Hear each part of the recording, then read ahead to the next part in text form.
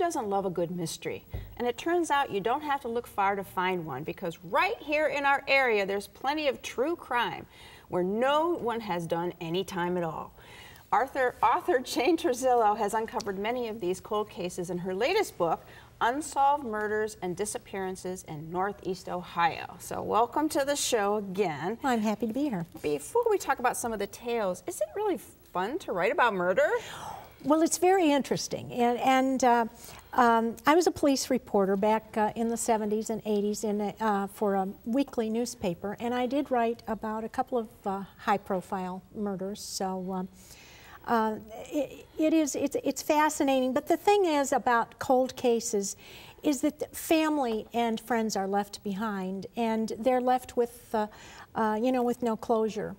So by sharing these stories, at least those who were lost can be remembered. Right. So two of those people we're going to talk about first today is Louise Wolfe and Mabel Foote. So tell me a little bit about that. Yes. Well, Louise Wolfe was the principal of a school in Parma, and Mabel Foote was one of the teachers. So on February the 17th, 1921, around 8:30 in the morning, 3 kids were on their way to school. 2 of them were teenagers. One was a 6-year-old, and they happened upon these 2 women's battered bodies, and they were brutally beaten, and their pocketbooks were strewn around. So this is a picture here of this is Mabel after she was killed. Yes. My goodness. These pictures, I'd like to say, these pictures came from the Cleveland Library, Cleveland Public Library, and I really appreciated their help. Those are fence posts, right? That they think was. Okay. Did the police really have any leads? I mean, fence posts and dead bodies. That was about it. Okay.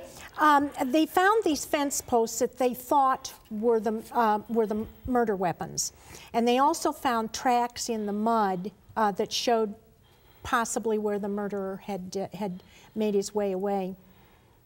But they didn't seem to know or be able to tell any motives, because they were not sexually assaulted, and they still had their valuables with them. It was believed that there was one murderer, and that he knew the area well, and that he knew the 2 school teachers' habits. Okay. So in spite of talking to everybody that they could, that seemed the least bit suspicious, offering a reward, and even getting 2 different confessions that were turned out to be false, the case was never solved. Never solved.